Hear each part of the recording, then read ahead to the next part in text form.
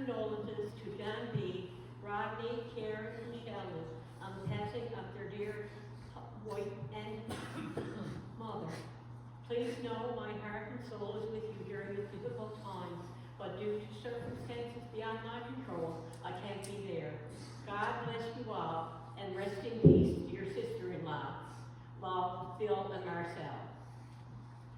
And the second one is, my thoughts and prayers are with you, John B., Karen, Rodney, and Sheldon at this difficult time. May she rest in peace. Love and hugs to you all. And Gersh. Okay.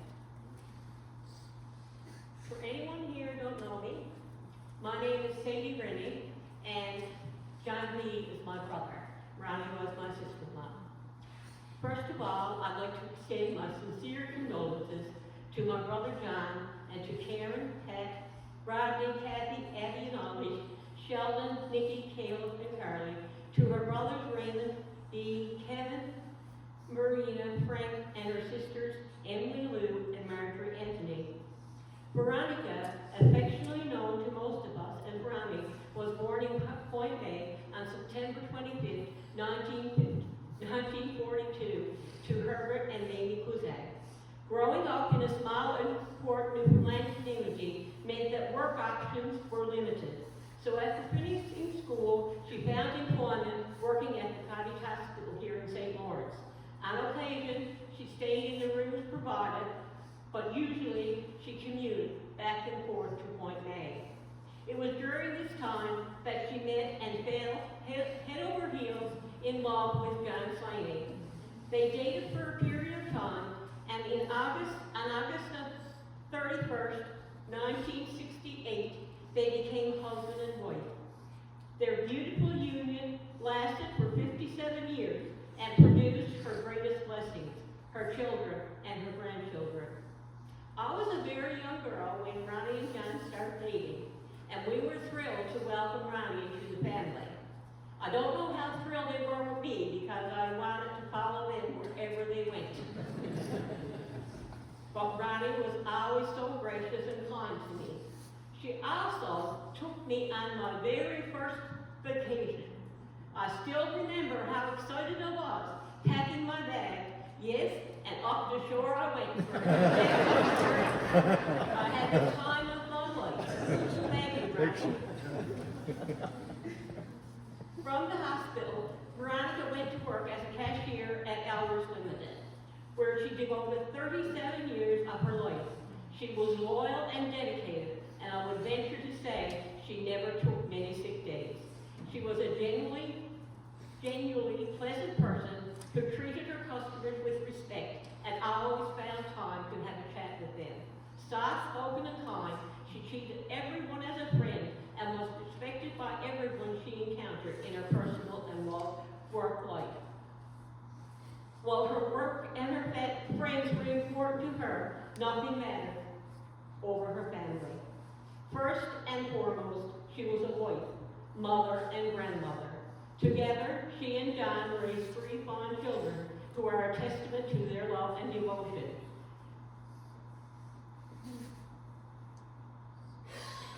She saw the values installed in her own children, the work ethic, the morals, and the faith was also passed down to them, and it brought her great joy.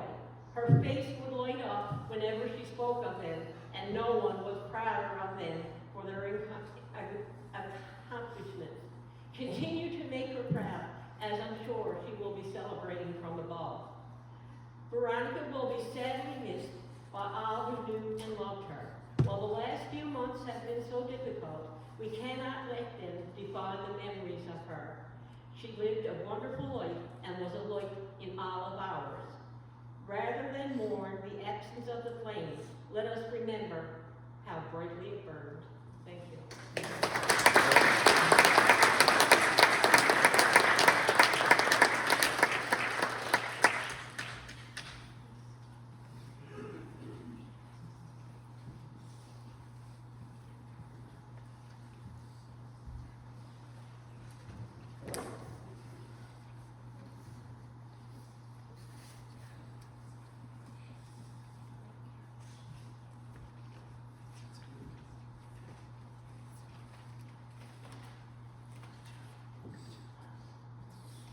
Next little verse is for you, Rodney, Karen, and Sheldon. Thought this was really fitting for you. Hold the memories of your mind close to your heart. The verse says, mothers never die. You have never lost your mother, though you said your last goodbye. Though there was heartbreaking in parting, no one's mother really dies.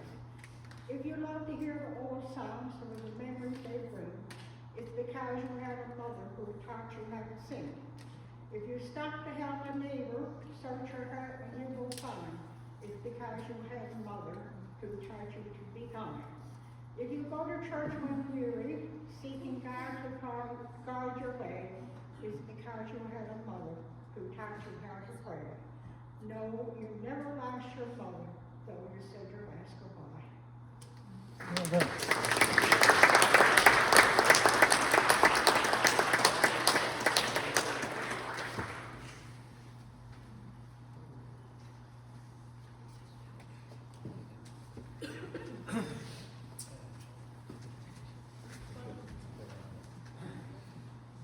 Good evening, everyone. I'd be remiss if I didn't get up and have a couple words. I'm going to try to accomplish this a little better than when I tried to speak at your 25th wedding anniversary, when Mom so eloquently told me to get down a little bit. Because on my second word, I started to cry, and I continued crying until I really cried more than I was dehydrated. I'll see if I can get through this. As Rodney said, I'm not going to reiterate everything that Rodney said. He so eloquently put it. We had discussions through the last couple of days of what to say, some of the fond memories we've had of Mom over the years. And a couple of stories came to mind. So the first one is, of course, being from St. Bonaventure soccer player.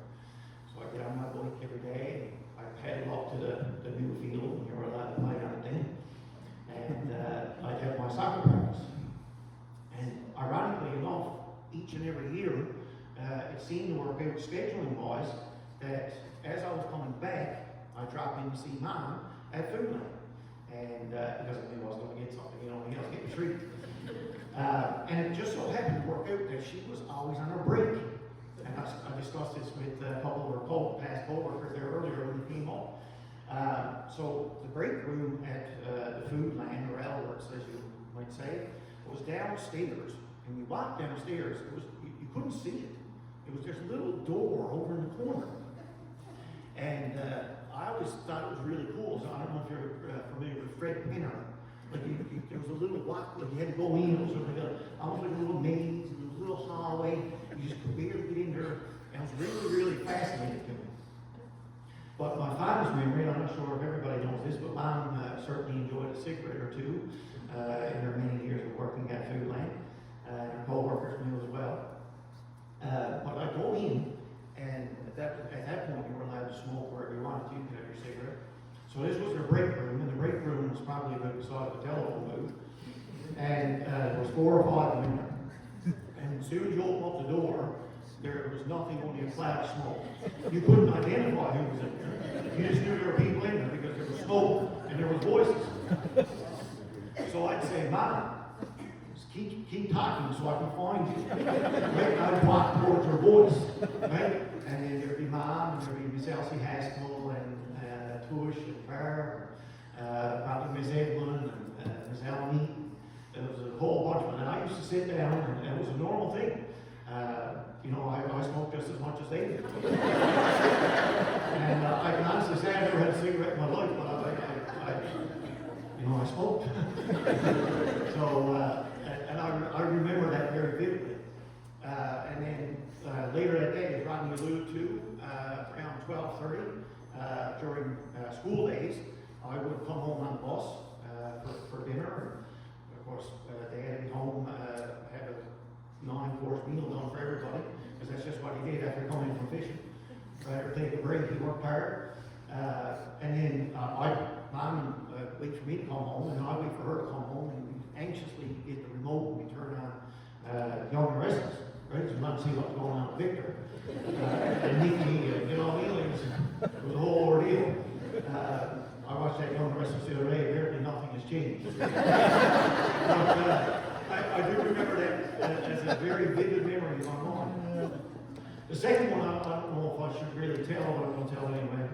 And hopefully Mom doesn't jump off at me.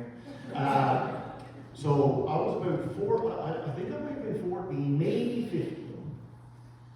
And of course, Mom's still enjoying a cigarette.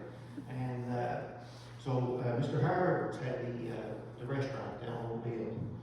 And at 14 or 15 years old, I used to do a bit for them.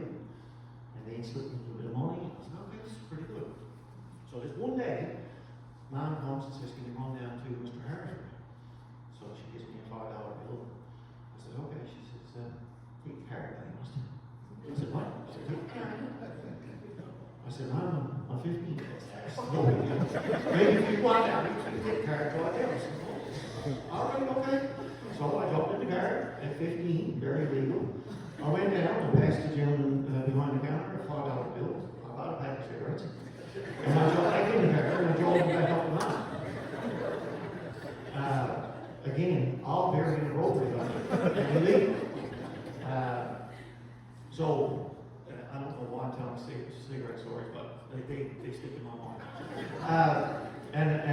So, last go around, as I got older, and I a pretty strong stance on certain things, and smoking was one of them after seeing Pat Jose go through what he went through, and I remember that vividly. I sat down with Mom one day, and we didn't have any serious conversations, because I don't really know how to be serious. So I would keep everything light. She sat me down, or I sat her down one day, I said, Mom, I said, like, maybe you think it's time to maybe give up smoking, right? Not good for your health, and I was going all, I had this list, a mall line of the reasons, and I went through them all. She looked at me and said, you know what? She said, come from you, I'll try. I'm going to try and give up. I said, perfect. So anyway, after I went, I was delighted, and now I'm going to give up smoking. Anyway, I come home, and how's it going? Got a lot of people. I said, you sure? Oh, yes, yeah, got it. I said, okay. I said, I'm really proud of you. Like, we're all proud of you for giving up, right? Like, how do you find it? Oh, dude, feeling better. I said, okay. Anyway, wife again, next time I come home. I said, Mom, are you sure? Like, I'm getting like, every time I come home, I'm just, no, dear. No, I get them all. It's all very good. So it's one day I come home, and I sat down in Chesterfield, and the shape of our house, it was a tiny little house, and so I'm sat down in Chesterfield, I can look out and see out into the kitchen. Now, the kitchen's very small too, but I can see, I got a direct look at the sink, right? And that's basically, you can see the sink and the couch. You can't see the fridge over on this side of the stove. So I sat down this one day, and Mom gets up. I'm just in the kitchen, I hear her moving around. Nothing's cooking, right? She's not doing anything in there. No pans, no utensils. It's strange. So I sat and I waited. All of a sudden, I could hear her.